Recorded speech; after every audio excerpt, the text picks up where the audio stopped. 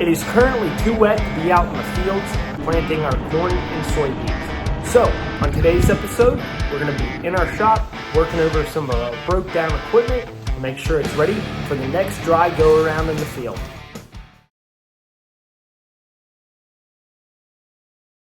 Got a nice rainy day today, so we are going to put the row crop skinnies on, take the fats off.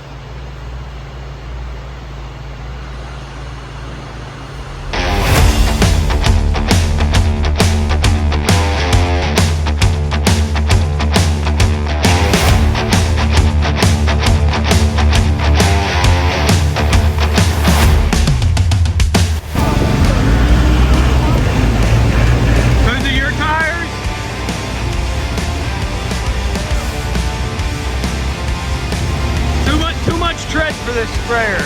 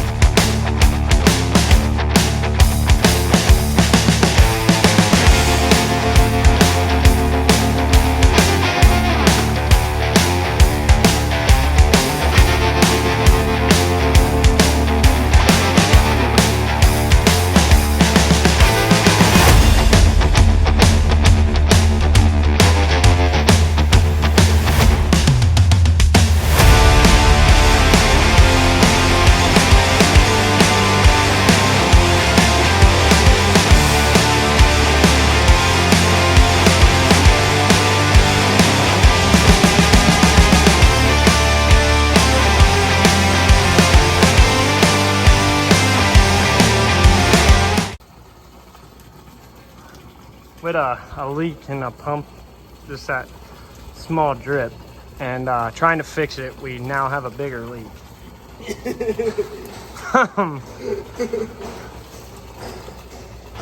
The tank is shut off, so we're about to figure out how much. So skinnies are on. We're still working on the leak on the pump. Bruce is over here going over some 28 bars. Whenever it dries up here and the corn comes up, I mean, we got a good bit of corn up, but whenever the rest of it comes up, we'll be trying to run 3 bars, probably off the bat 2, because our 380 is down. Like I was saying, they think it has an internal transmission leak. I don't know exactly what it was doing. I know it was throwing a bunch of transmission codes and it wouldn't drive all the time, and it was going to skids and stuff. So to fix that, the cab has to come off. They're gonna lift it up here. They're getting their cranes out. They're gonna lift it up. And then I don't know if we're gonna send the transmission off to be fixed or if they know exactly what's leaking, and we'll be able to just fix it as soon as the cab's off.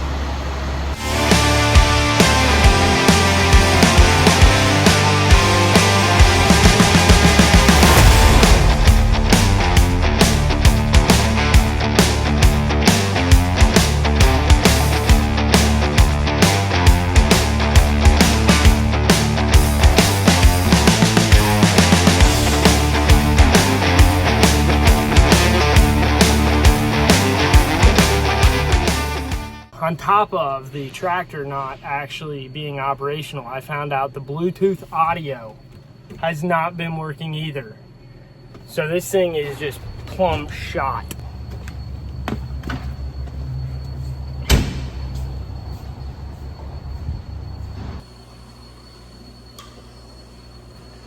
So I think if I was gonna sit down where the cab should be, I think right in here.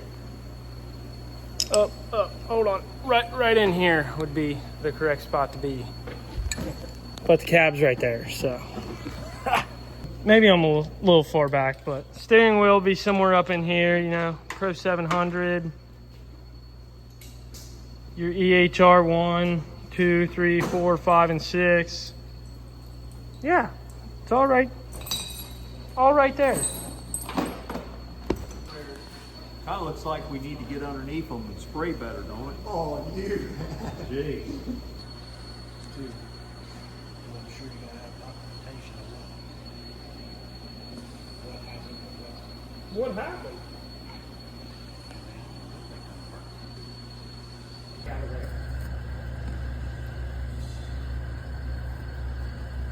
So what exactly failed?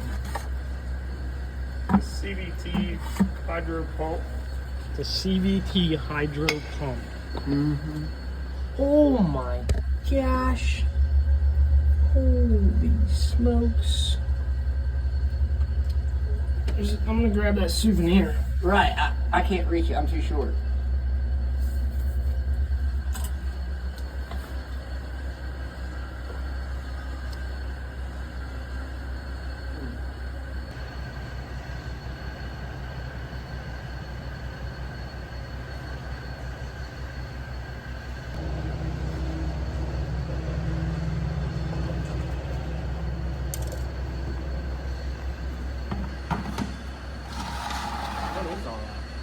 Metal.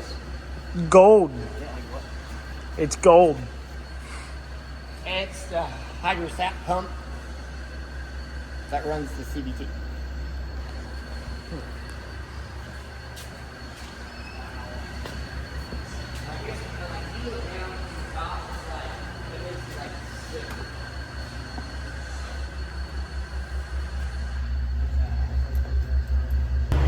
All right, so first up, I got a haircut. I did get a haircut. Second up, we were rained out today, so we weren't in the field. So, of course, what that means is we were in here in the shop working on all kinds of stuff. This 380 CVT went out of it. So, cabs pulled on it, hood's off of it. I'm honestly thinking about trying to mount that hood on my pickup. I don't know how it'll go. I'm walking one bay down. We're in bay 2 now, 9280 here. Front end, this is the one that got loaded on the wrecker, or hooked up with the wrecker. Towed back in the shop because the front end's out of it. Whole front end is right here. Moving on down to some previous older projects we've been working on. We're still waiting on parts for this 1466. Some of them, I mean, there's all the sheet metal. There's the clutch. Flywheel got sent out to be turned today. Then over here at the D5, we worked on it today. This is what I worked on the majority of the day. We got the torque converter out. It's pretty heavy, not easy to do, but we got it out. I'm not looking forward to when we have to put it back in, because heavy things are easier to go down with than up with. So we used a big transmission jack and it was a mess. So that's good. We kind of have 3 sections here. First section is the motor and front end. It's got the front axle, motors on there, all the radiators, that kind of stuff. The middle portion from right here to about right here would be the transmission, and then this would be your rear end 3-point PTO drawbar. So we're trying to take the transmission out of it because that's the part that's junk. That's the part with all the metal in it.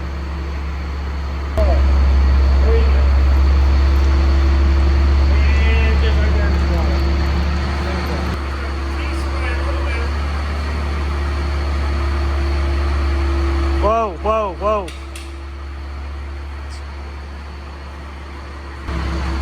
Now, I think it's going to tip is why the pressure's here.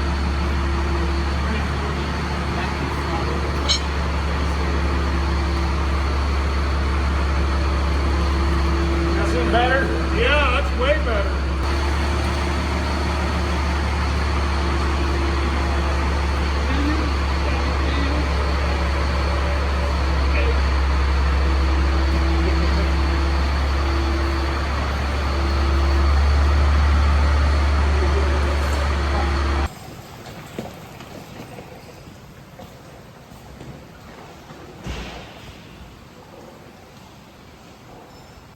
What's the earliest we've ever been finished in the field?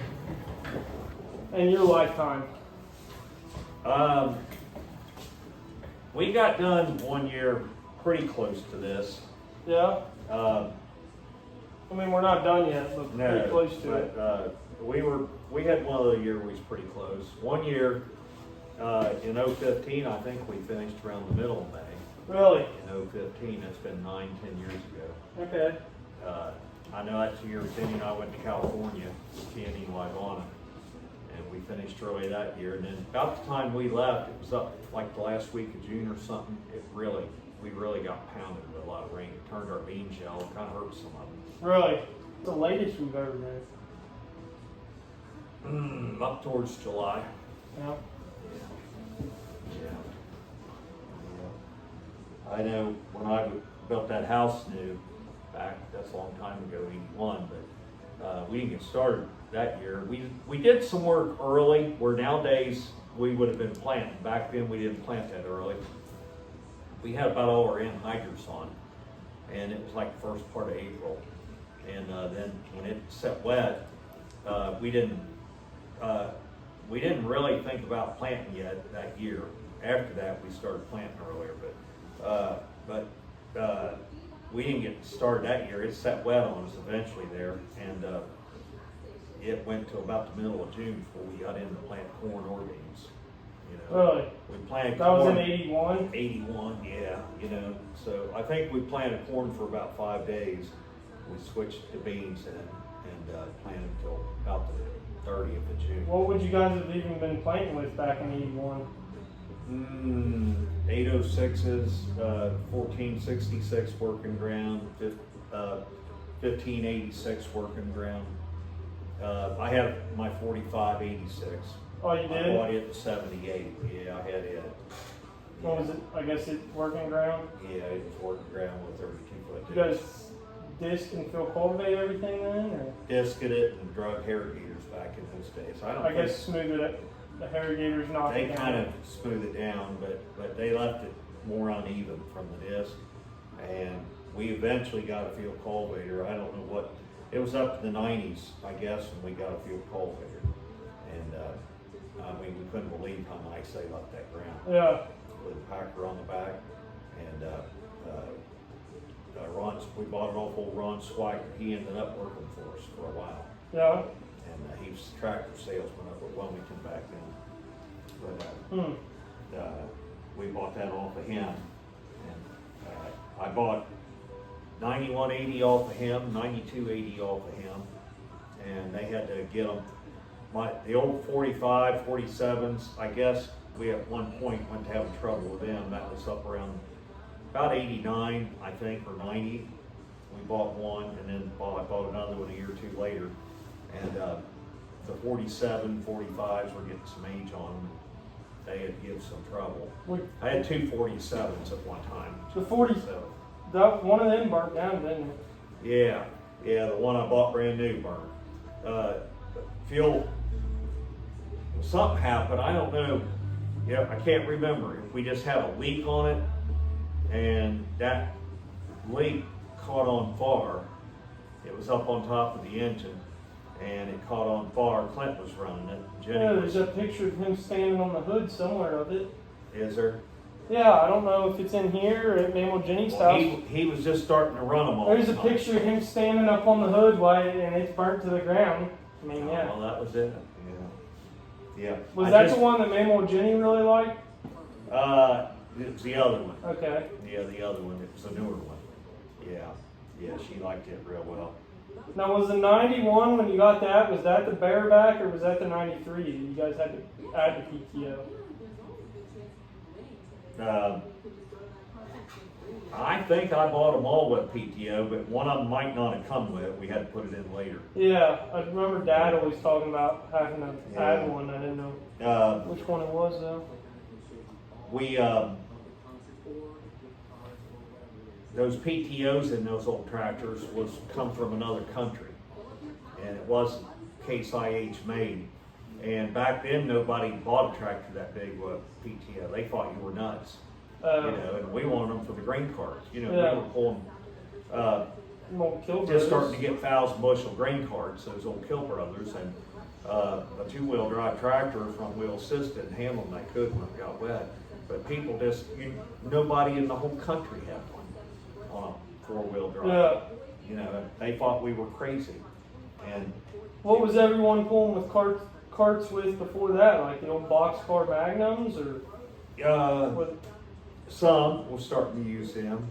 We didn't have none of them. We were using 1586s and 400 bushel carts, and then we went to a 600 and had 5488. I guess I pulled that 600 with it. I had probably Okay. assist on it. And I guess when we got that 9180, that first one, I guess that's when we went to a 1,000 bushel cart right at the same time. Yeah. And Ron had to order that PTO come from somewhere far away, and just nobody put them in back then. Yeah.